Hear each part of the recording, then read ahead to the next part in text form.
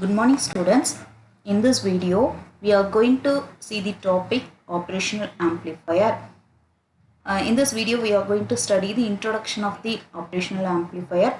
In further videos we can study more about the operational amplifiers.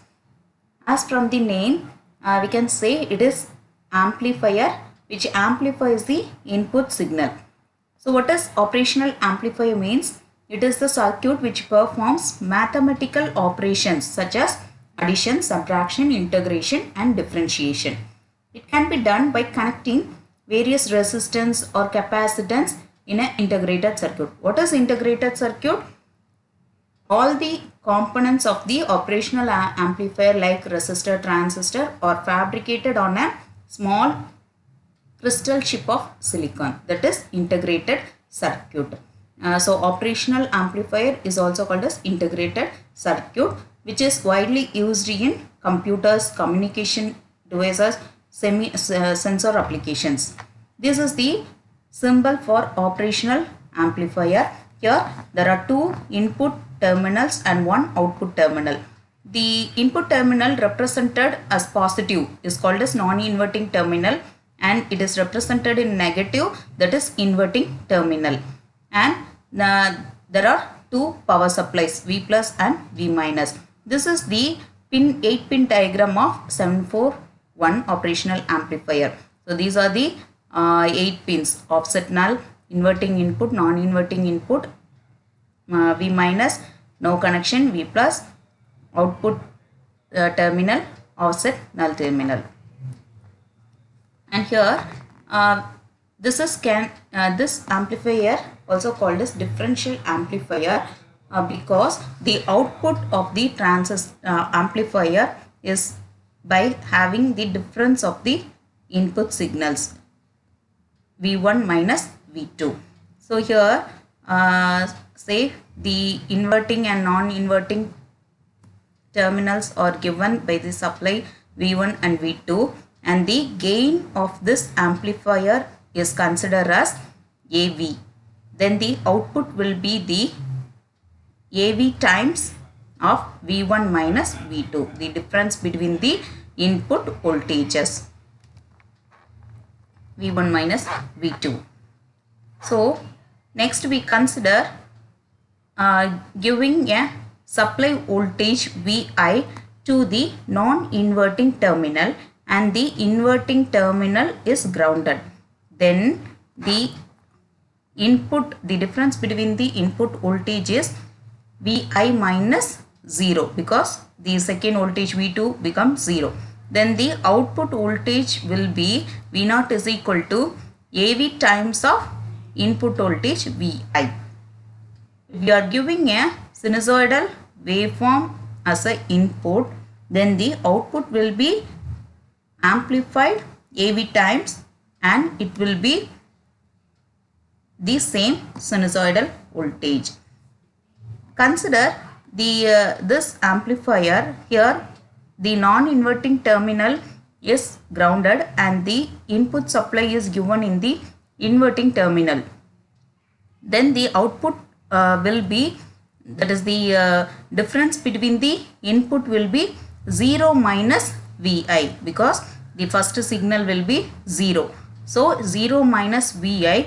So the output will be V0 is equal to minus AV times of Vi. Okay. So the input signal will be inverted. Okay. Here there is a minus sign. So input signal will be inverted 180 degree. If we given a input signal of sine wave, then the output signal will be, there will be a 180 degree phase shift. So the signal will be like this. Okay. So here in this mode the voltage signal is given between the two terminals. Then the output will be AV into the differential voltage Vi. This operational amplifier is applied in active filters, oscillators, waveform converters and analog to digital converter and digital to analog converter. And there are more applications included in this operational amplifier because of the versatile characteristics of the operational amplifier. So before going to the characteristics of operational amplifier, we are going to study the block diagram and equivalent circuit of operational amplifier. Here there are 4 stages. The first 2 stages, that is input stage and intermediate stage, that are the cascade differential amplifier, which is used to provide high gain and high input resistance. This high input resistance can draw small amount of current from the source. And the intermediate stage, that is also a cascade differential amplifier. That amplifier is used to provide additional gain to the operational amplifier. And the third stage is the buffer and level shifting stage. The buffer is always class B push-pull emitter follower buffer, and it is used to provide prevent loading of high gain stage. Loading effect reduces the voltage level of the high gain stage. Then is the level shifter, which adjusts the DC voltage so that the output voltage is 0 for 0 inputs. In operational amplifier, the internal stages are directly coupled. That is, it can amplify both DC signal and AC signal. So there should be adjust of DC voltage, that is done by the level shifter. And next is the output stage. The output stage provides a low output impedance. It can give you a constant output voltage which is independent of the source current. The gain value of operational amplifier is in the range of 10 power 5 to 10 power 6, but it is restricted by biasing voltage. This is the operational amplifier equivalent circuit. The block diagram, same thing, it is shown in an equivalent circuit. So same characteristic we will see here. There is a input impedance Z in, and this is the output impedance Z out. Here the input impedance value will be infinity. So if this value is infinity, whatever the input voltage given between V1 and V2, it will be applied across the output operational amplifier terminal. And here the output impedance value will be 0.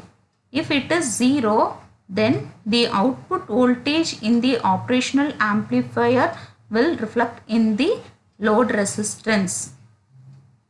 And next characteristics will be the bandwidth. The bandwidth should be infinity so that the operational amplifier can support all frequencies.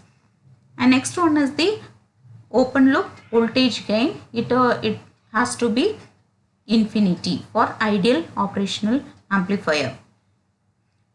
So whatever the input voltage we have given, the difference of input voltage will be amplified AV times in the output side. So V0 will be AV into V1 minus V2. Next characteristic is the zero offset. When the input voltage V1 and V2 are same, then the difference between the value will be 0.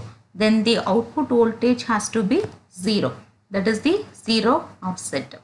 Like this, there are characteristics of operational amplifiers, and other than that, some characteristics are slew rate, common mode rejection ratio, power supply rejection ratio. What is slew rate?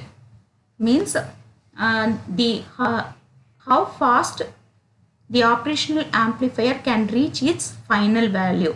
It is given by the term slew rate, and this value has to be infinity for ideal operational amplifier. And common mode rejection ratio, it is defined as the ratio of differential gain to common mode gain. That is, we already seen this diagram. Here the input voltages, if the input voltages V1 and V2 are same, then V1 minus difference voltage V1 minus V2 will be 0. Then the output voltage is 0. If there is some difference, then the output will be AV times of that gain difference value. The common mode rejection ratio is that the amplifier has to identify what is zero input and what is the amplified value.